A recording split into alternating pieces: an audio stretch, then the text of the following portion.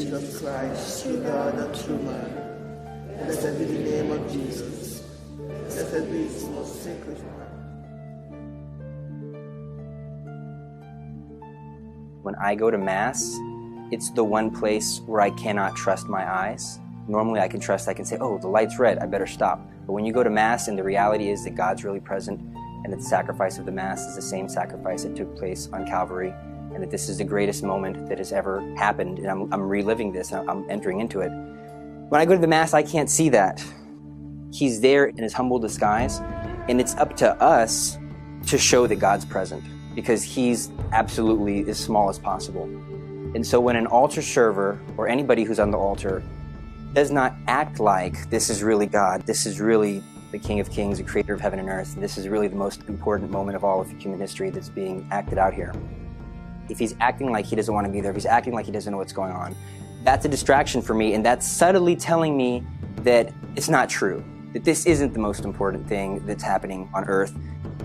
The altar server plays a very important role, and so he does two things. He assists the priest in the sacrifice of the Mass, but he's also there so that when the faithful don't know when to stand or don't know what their posture, their position is, they can look to the altar server as a guide. And anytime they might be distracted, the altar server with his very being should try to direct all of his attention and all focus back to God.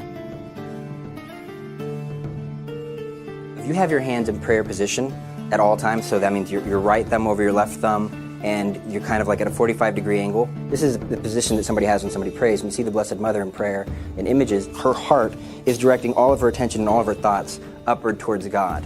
And so during the Mass, God is present. We point our fingers in the direction that all of us should be directing our minds and our hearts towards.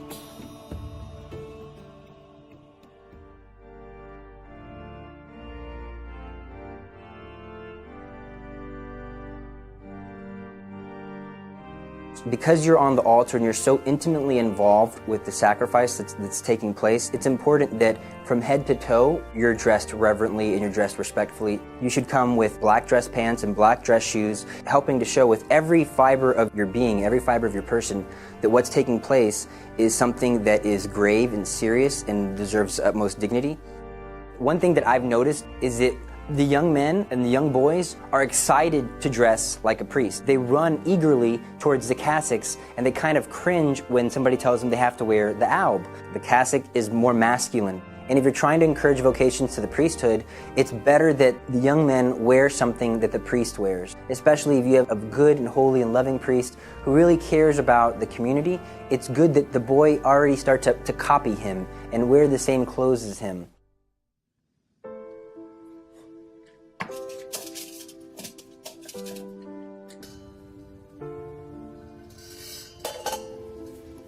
Our body impacts our dispositions, and so all of these outward externals that I mentioned first, they impact our hearts. The goal from having your hands in prayer position, the goal from having your eyes where they should be, the goal from wearing nice dressy clothes that are clean and well kept, the goal is so that your heart can be in the right place. O God, who in the heart of your Son, wounded by our sins. I would say that if somebody wants to be a good altar server, and they want to be faithful to the duties that they have been chosen for or have volunteered for, the most important thing that you could ever do is to invest in the Mass by praying the Rosary every day. That investment, that spiritual investment, and that personal relationship you get from praying the Rosary every day, that's what's going to make you a better altar server.